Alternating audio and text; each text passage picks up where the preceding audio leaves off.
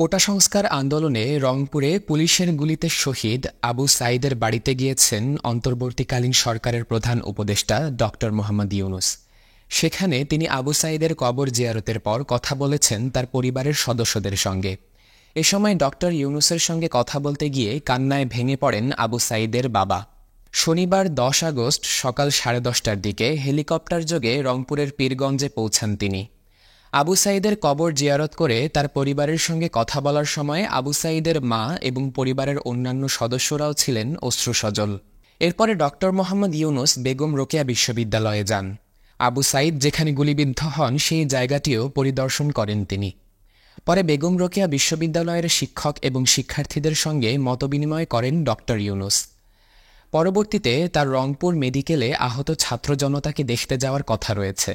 গত ১৬ জুলাই দুপুর ২:৩০টার দিকে বেগম রোকেয়া বিশ্ববিদ্যালয়ের সামনের সড়কে কোটা সংস্কারের দাবিতে আন্দোলনরত শিক্ষার্থীদের সঙ্গে পুলিশ ও ছাত্রলীগের সংঘর্ষের ঘটনা ঘটে। সংঘর্ষে বেগম রোকেয়া বিশ্ববিদ্যালয়ের শিক্ষার্থী ও বৈষম্যবিরোধী কোটা আন্দোলনের অন্যতম সমন্বয়ক আবু সাঈদকে সকলের সামনে গুলি করে পুলিশ এবং তিনি শহীদ হন।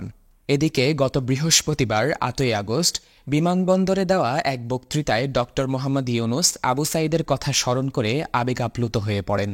তিনি বলেন, এই সময়ে আবু সাঈদের কথা মনে পড়ছে, যে আবু সাঈদের ছবি বাংলাদেশের প্রতিটি মানুষের মনে গেঁথে আছে।